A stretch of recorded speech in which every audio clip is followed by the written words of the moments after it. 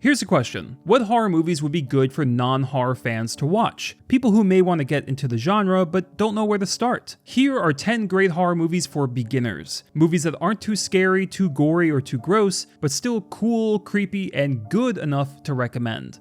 Starting with The Others. The Others comes across as classic and classy. The flickering candles, the slow camera moves, but what probably puts people off from watching haunted house movies is that they sound boring. And some of them are. Seriously, watch the original Amityville Horror, that shit does not hold up. And yet The Others jumps right into things. Not in a rushed manner, just not wasting time. Within a few minutes, we get the sense that something is off. The suspicious guests at the door, the foggy countryside, just how alone this home is, and Nicole Kidman's character seeming so sheltering of her children it's almost abusive. And this sense of unease never lets up. Nicole Kidman is perfectly cast, one of the best horror casting I've seen. Not only is she a good actress and can deliver lines with conviction, but she has gigantic eyeballs, which make her look even more petrified and even a little freakish in certain scenes. The children also do a great job. They act like kids, in major and subtle ways, and I especially like how they look off to the side when explaining something they're worried about. On paper, The Others concept is like a gift for the director, in that the children are sensitive to light, and so many scenes necessitate candlelight and closed curtains. That is Christmas right there. But sometimes the most enjoyable gift is the one you give yourself, because the writer and director are the same person. Seriously though, the lighting is beautiful, and the candlelight and all the locked doors do much to increase the paranoia and isolation. It's my kind of haunted house movie, because all the spooky elements are there and done well, but it doesn't drag. No scene doesn't need to be there. It starts when it should, and ends when it's done. This is Victor, and this is the old woman. What do these numbers stand for? That's the number of times I've seen them. I've seen the old woman the most.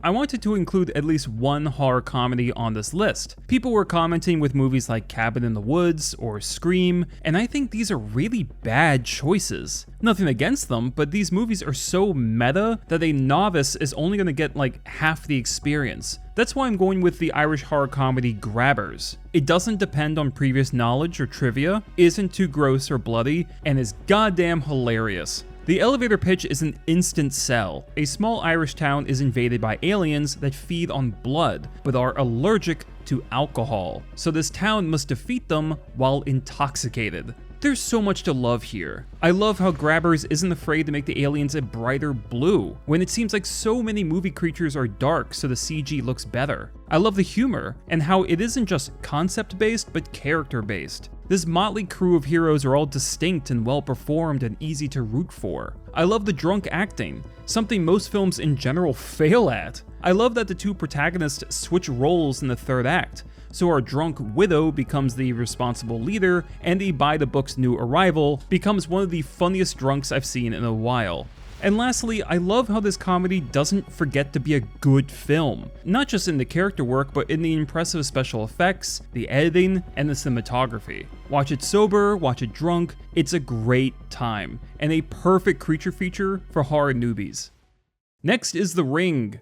I went with the remake instead of the original because while I like both movies very much, I think this may work better for non-horror fans. It's a bit sleeker, and both the script and editing do a great job creating understandable escalation. Not only do we always know which day it is in this week-long curse, but we can feel it as the hallucinations and creepy encounters slowly intensify. It's a fun, tense movie to follow along with. The mood is thick, and it's not just the green color correction, but the constrained shot composition, almost like a noose tightening around the characters. Naomi Watts does a good job, and while the haunted tape will be the scene that most people remember, that horse sequence is actually kind of terrifying.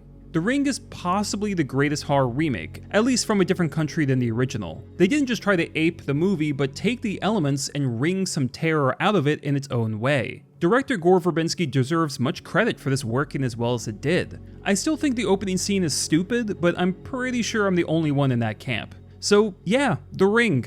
Every horror fanatic has seen it, and anyone curious of horror should give it a try. And like The Others, it moves methodically without feeling like it's ever dragging. Solid, creepy watch.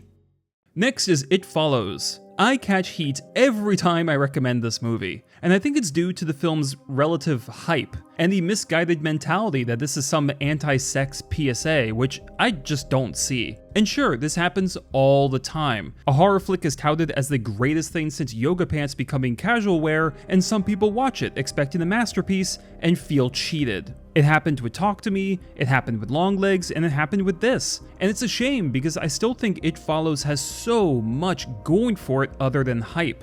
I'm not saying people have to like it, but dismissing it as garbage is just weird to me. The cinematography is my favorite kind, in that it's dynamic and pretty, but also executed with purpose. The slow zooms and framing encouraging you to study the scene for anything out of place. It's the same director of photography as Split, hence the similar style, and also old, but we won't talk about that. The opening scene is one of the best in all horror. The more I learn about what goes on a set, the more impressive this becomes. Shooting at dusk, the fact it's a one-shot sequence, how well the character and camera movements sync up, it is perfectly timed and perfectly shot. And that's not even mentioning the disturbing music, or the tragic scene that happens after, or the horrifying image after that.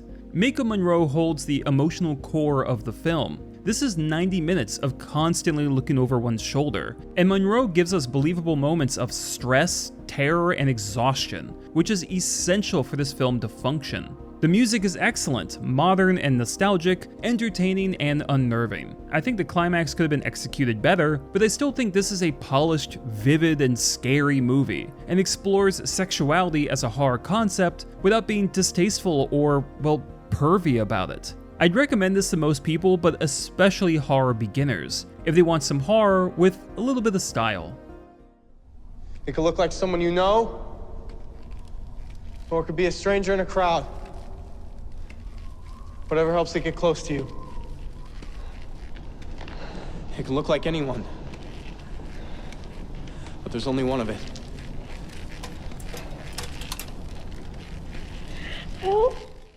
For this video, I wanted to recommend movies to different age groups, and for the 13, 14, 15, 16 range, I'm going with Scary Stories to Tell in the Dark. And before you ask, yes, I think It is the better film, but would you guys seriously show that projector scene to a first-timer? You'll kill them! I was a young child in the 90s, and going to book fairs was one of the coolest things to do at school, and this book series, along with the Redwall books, were especially popular. The stories and the waxy, drippy artwork were terrifying for a child to experience, yet we couldn't get enough of it. So hearing that a movie was being made, especially after the mediocre Series of Unfortunate Events movie and show, worried me. And after I saw it, I went, wait, that was actually pretty good. For a PG-13 movie, the film found creative ways to bring some scares. Getting into people's heads isn't a matter of will or corn syrup, but imagination. And scenes like the bully and a scarecrow are a great example of bloodless horror. The creature designs are pretty much identical to the books. I also like the main cast, who all give good performances and help make the characters endearing. Costumes and production design immerse us in the time period without seeming showy about it. And the pacing is quick and fun, ripe for a night rental with a group, like a sleepover. By the way, are sleepovers still a thing? It's not perfect, the main villain in the third act I find more cheesy than scary, and I wish the music was a bit more original. But what stood out to me the most isn't just that this was actually good, but that for PG-13, this has some genuinely disturbing moments. Check it out. For this next one, I wanted to talk about horror for the younger ones who already show an interest in the spooky or Halloween. If parents are curious of a solid recommendation for the 8, 9, 10 range, and don't want to accidentally traumatize their child because Watership Down had a bunny on the cover, then I have two movies for you. Yeah, I couldn't decide between Coraline and Monster House, so let's call it a tie. Coraline, which happens to be my favorite stop-motion film, is definitely the scarier of the two. The buttons for eyes, the degradation of certain characters, and let's not forget the sequence with the spider in the hallway, which is fucking intense. I could go on and on about the visuals. It's not just how labor-intensive the stop-motion process is, but the vibrancy and creativity that went into all of it. And the twinkling music perfectly weaves between dreamlike and nightmarish. I don't think Terry Hatcher got enough credit for voice acting, but I thought she gave a fantastic performance as the mothers. Some of the actors had to do dual roles, and Hatcher had the most demanding one. Honestly, I didn't know she had this kind of range. Coraline is beautiful and eerie, and if it seems a little too eerie, go for Monster House. Sure, it has a handful of creepy for a kid moments, but overall is an underrated bundle of fun. The classic Zemeckis uncanny valley of the characters does take a minute to get used to, but what balances it out is the way scenes are shot. Zooms, angles, tracking shots, POVs, it's also engaging and rambunctious, matching the energy of the kids themselves. The opening shot follows a leaf all the way to the first altercation.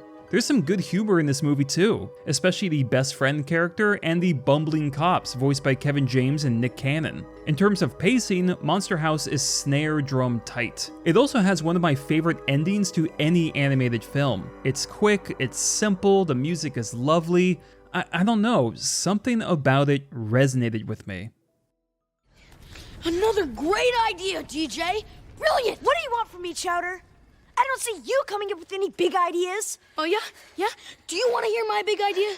I'm going home to make a pretzel sandwich!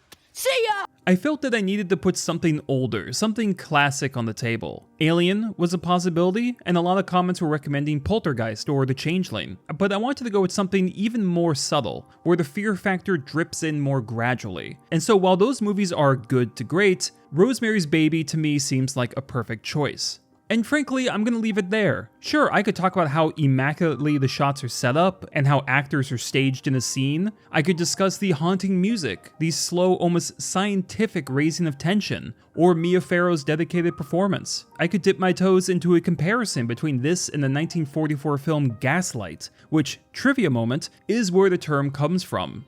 I could describe how the trippiness of the nightmare sequence is precisely what makes it so scary, and how much the remake pretending to be a prequel failed at capturing this film's magic. Unfortunately, all of this would take like an hour, and apologies for the extra dash of bitters, a good chunk of people already skipped past this section and then commented below asking why I didn't include Rosemary's Baby. It's not that the film's merits aren't quantifiable, they are. The problem is that this film is so damn good that it's difficult to explain why in a snappy way.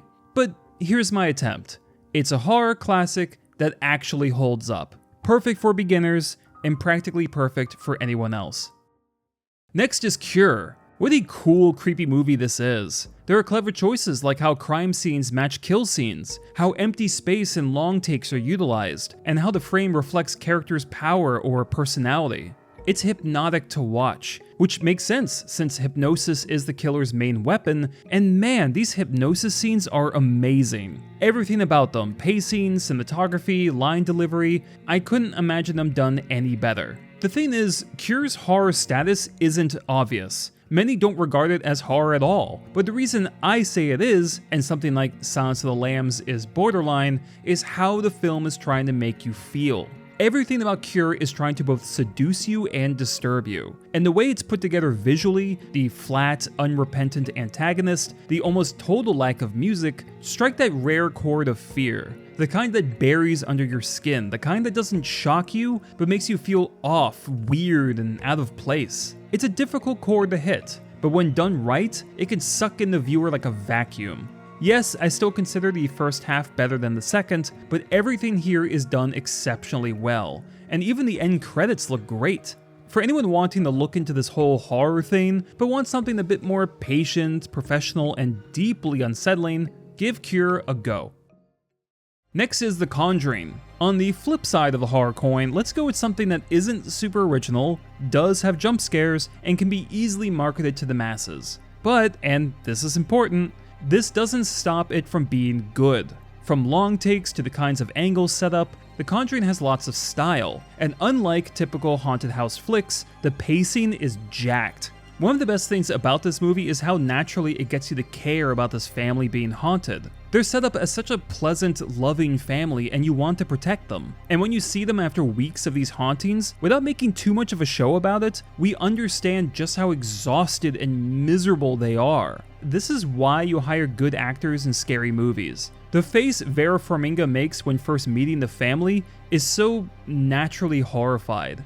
And yes, while I do find the climax a little more ridiculous than scary, the scares leading up to it do work quite well. Something as simple as a sheet in the wind can latch onto your mind because of the build-up, the acting, and how these moments are paced throughout the film. The Conjuring is the film I'd recommend to someone who wants that mainstream jump off the couch kind of scare, because for all its jolts, the movie doesn't forget the drama at its center, and doesn't slack off in its presentation. Oh, and as a side note, that might win the award for coolest tree in a film. Look at that thing.